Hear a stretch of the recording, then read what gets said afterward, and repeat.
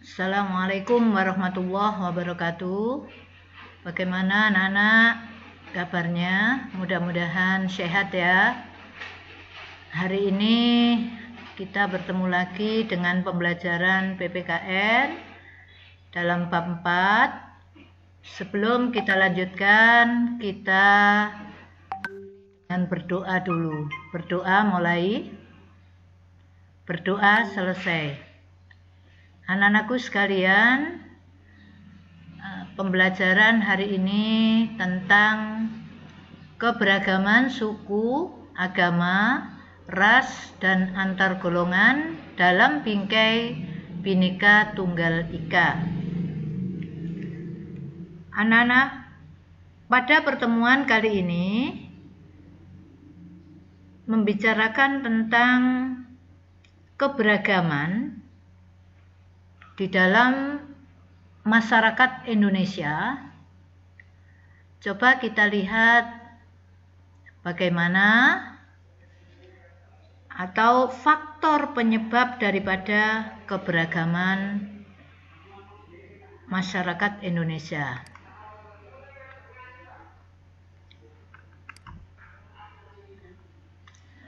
Keberagaman dalam masyarakat Indonesia atau faktor penyebab keberagaman masyarakat Indonesia. Satu adalah letak strategis wilayah Indonesia, di mana letak strategis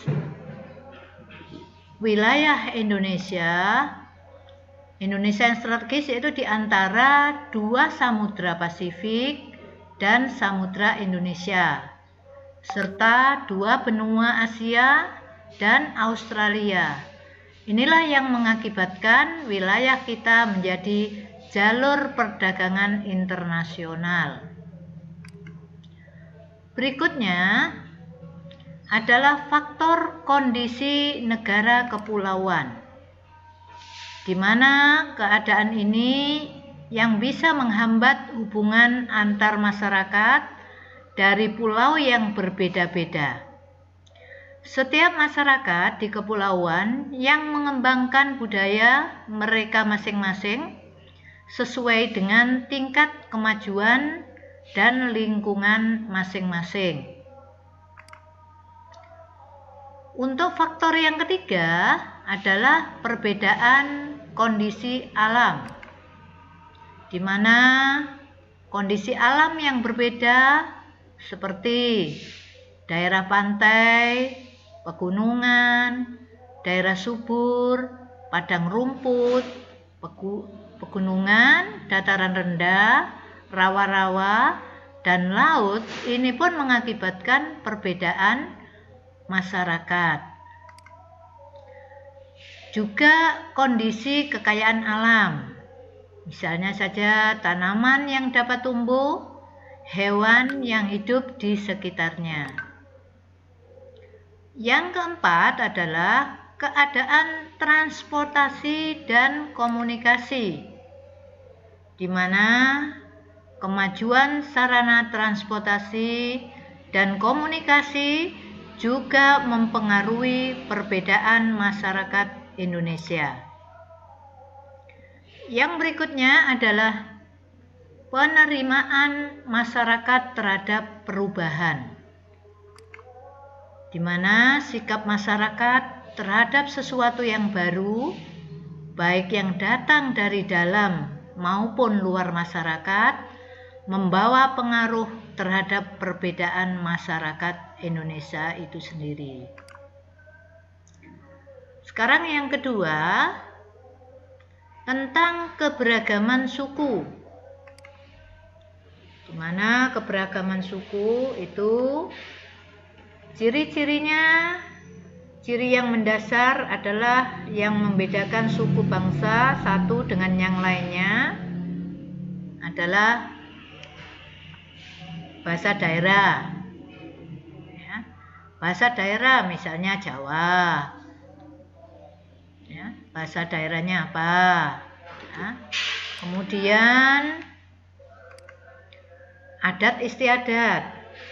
Ya, adat istiadat dari daerah itu kan juga bisa menghasilkan budaya-budaya daerah. Kemudian sistem kekerabatan. Ada yang sistem kekerabatan dari keturunan dari ayah, ada yang keturunan dari ibu. Kemudian ada keberagaman suku dari kesenian daerah. Ya. Kemudian juga tempat asal dari kelahiran dari bapak atau ibu.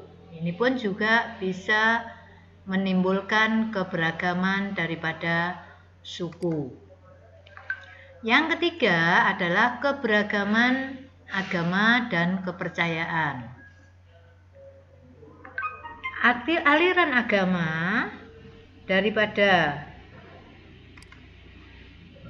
Islam misalnya. Agama Islam ini siapa yang membawa ke Indonesia? Yaitu dari pedagang Gujarat dan Persia, kurang lebih abad ke-13. Kemudian Katolik dan Kristen. Ini adalah agama yang dibawa oleh bangsa Eropa. Ya, kita terkenal dengan memang negara kita itu adalah negara yang sukanya berdagang. Ya, jadi kerjasama ini sudah lama sekali. Kemudian agama Buddha, Hindu-Buddha. Ini yang dibawa oleh pedagang Hindia. Ya. Kemudian ada agama Konghucu. Ini kita tidak salah lagi yang dibawa oleh pedagang Cina. Ya. Yang keempat sekarang adalah keberagaman ras. Ya. Di mana keberagaman ras ini ada yang kita sebut dengan Asiatik Mongolit. Ya.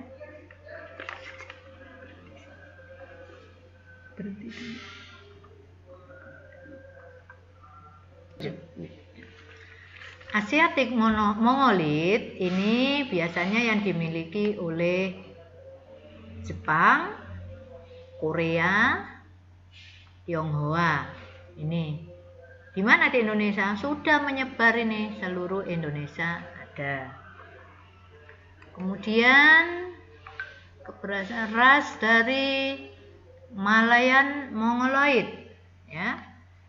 Ini adalah terdapat di daerah Sumatera, Jawa, Bali, NTB,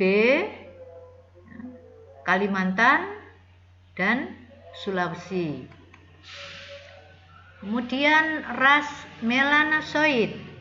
Melanosoid ini adalah mendiami di Papua, Maluku, NTT. Kemudian ras Kaukasoid, ya, ini termasuk berada di India, masyarakat Timur Tengah, Australia, Eropa, dan Amerika. Sekarang keberagaman antar golongan, di mana struktur masyarakat Indonesia kalau menurut Syarif Mois tahun 2008 ditandai dengan 2 ciri atau 2 titik pandang. Yang pertama, secara horizontal ditandai oleh kenyataan adanya kesatuan-kesatuan sosial yang berdasarkan perbedaan suku bangsa, agama, adat istiadat, dan kedaerahan. Sedangkan secara vertikal itu adalah ditandai dengan adanya lapisan atas dan lapisan bawah yaitu yang cukup tajam, atau kita sebut dengan struktur sosial bawah dan struktur sosial atas. Nah, demikian anak-anak pembelajaran untuk PKN hari ini. Mudah-mudahan anak-anak mendapatkan ilmu yang bermanfaat. Wassalamualaikum.